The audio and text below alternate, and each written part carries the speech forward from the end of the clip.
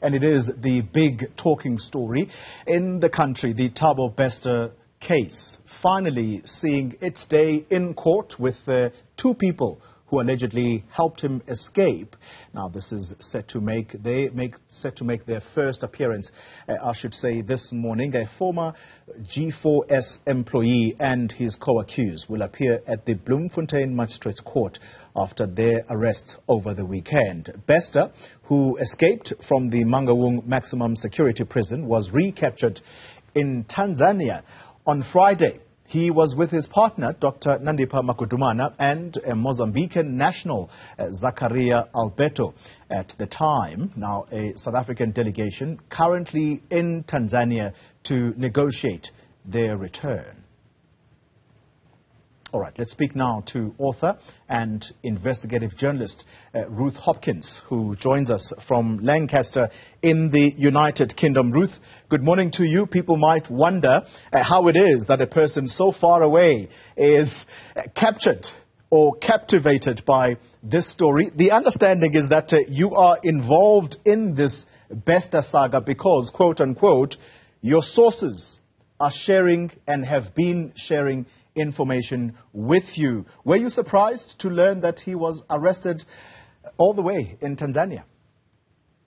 Not that surprised, because I had picked up from sources that he was abroad in a different African country. I didn't know he was going to be arrested in Tanzania specifically.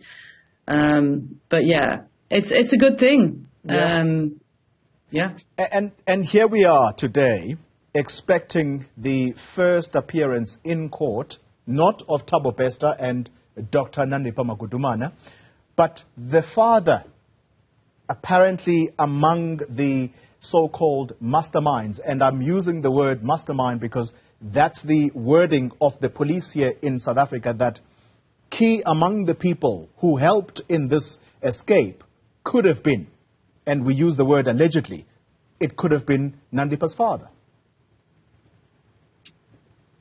Yes, I believe that's the case.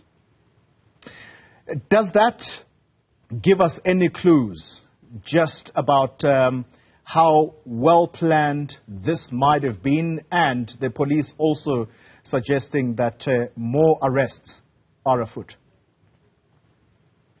Yeah, I actually was contacted by somebody who knew about the upcoming arrests.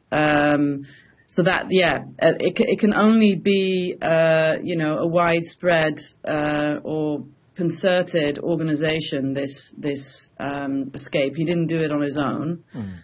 And that points to the level of corruption that's prevalent, that was and is prevalent in that prison. And I've been pointing that out for a while now.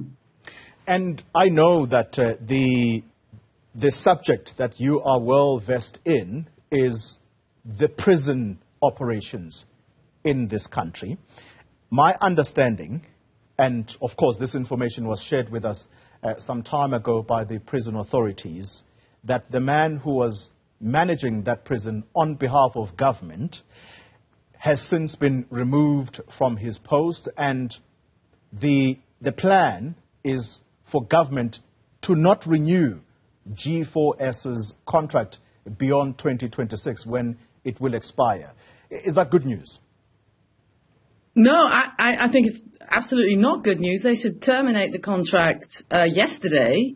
And, you know, I've been investigating this prison for a decade, broke the story in 2013. That led to the first government takeover of the prison. I was then hopeful that the contract would be terminated. It wasn't. The prison was returned to G4S without much of an explanation.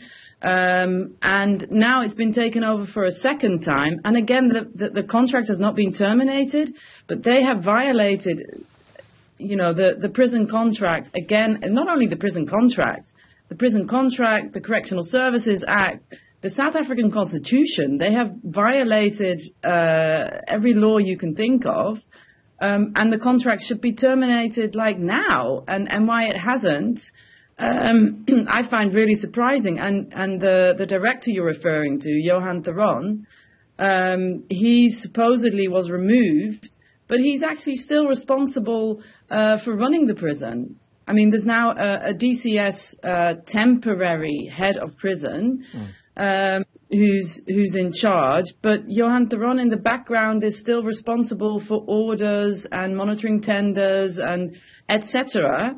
And why has DCS appointed a temporary head of prison? Why? Like in the UK, G4S also lost control of a prison in 2018. The state immediately took it back, terminated the contract, and took charge of the prison. Why is that not happening? It's the second time this prison is going into is becoming state-run, semi-state-run. I don't understand. You're raising a very crucial question, because this was one of the questions that I think was posed by the journalists when they were addressed by the head of prisons on this Thabo Bester escape. And the sentiment was that they are tied into a contractual agreement. And by the way, that excuse of a contractual agreement is exactly the same that was used for this company refusing, and I will use the word refuse because they essentially refused to go and appear before a parliamentary committee in order to account. So as things stand, the hope is that very soon they will appear before that committee. Let me ask you a straightforward question. We have seen reports suggesting that the Thabo Bester saga, not only were the prison authorities aware of it, but senior government officials, such as the Deputy Minister of Correctional Services, there were emails allegedly sent to him and they paid no attention to it. Only when the media, this media spotlight, fell on the case, then we are told that, no, we are dealing with this matter head on. Why is this company and the contract not being sacked?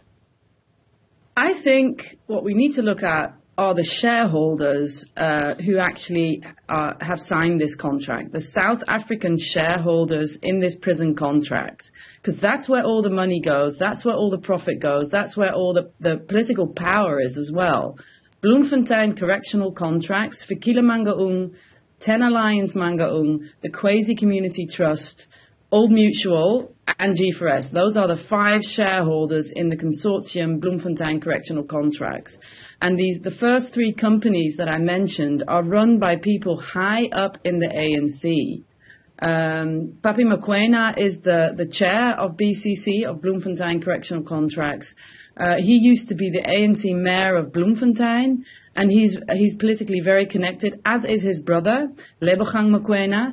And if you look at the history of BCC, of Bloemfontein Correctional Services, at some point in time this was years ago, but there was a DCS National Commissioner of Correctional Services who had a share in this, who was part of these companies, as well as Tabani Jali of the Jali Commission. So that goes to show that the rot is deep and widespread. And the government is tied to this contract. But you know what?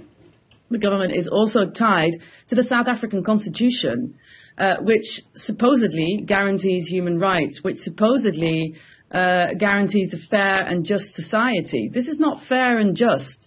Torture and abuse and murder has been happening in this prison, and G4S, the company, as well as the government, have been getting away with it. There's been absolutely no accountability. And this last chapter, this Bester chapter, is outrageous and extreme and spectacular and insane. And that is what it takes to get the attention. But this prison has been a hellhole for a really long time, and rights have been violated, laws have been ignored. DCS has structurally protected this company. So I also think it's time for a public inquiry, but who's going to hold this public inquiry? Who's going to hold who accountable? And I can tell you that that public inquiry, most times in South Africa, it's usually in the form of a judicial commission of inquiry, and South Africans will readily tell you that we are frankly sick and tired of our monies being wasted on in commissions of inquiry whose recommendations are seldom implemented. I'm going to ask you in a moment about the history of G4S, which you've already alluded to. But do you think that South Africans, we are somehow lulled into this thinking that whenever there is a story such as this one that is splashed all over the front pages of newspapers, that has broadcasters running stories day after day, of course that puts pressure on government to be seen to be doing something. Do you think that the South Africans, the activism, the citizenry is not galvanized enough? Because what ideally should have happened is that, as you say, in the UK, this company and the contract was immediately terminated when it was found that they were doing things that are not in accordance with the rules. Why is it that in South Africa we're not seeing the same? Well, I'd really like to say this is a uniquely South African problem, and therefore the South African citizenry and activists need to stand up and stand up against this injustice. And I do think that, but sadly, if you look at the G4S globally and how countries have responded, it's universal. Because in the UK, yes, the prison was taken back, the contract was immediately terminated. However, G4S has run into a host of problems in the UK: racism, abuse, murder again, and a little bit of accountability, but it keeps landing contract after contract after contract. G4S has even in the UK been criminally prosecuted for defrauding the British government. However, there's just been just about 2 years ago, there was a new contract put out for a 1,600 bed prison in Tunbridge Wells, and G4S landed that contract, £300 million worth of a contract.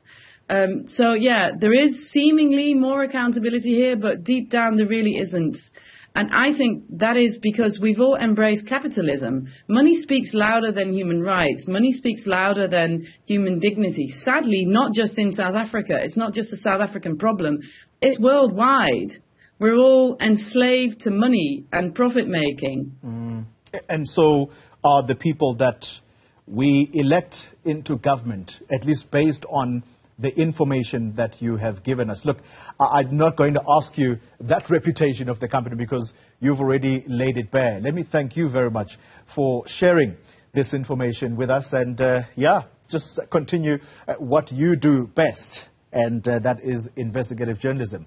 That is author and investigative journalist Ruth Hopkins talking to us from the United Kingdom in Lancaster there. All right. Still ahead, more news at the top of the hour. You're watching Newsfeed, the AM edition.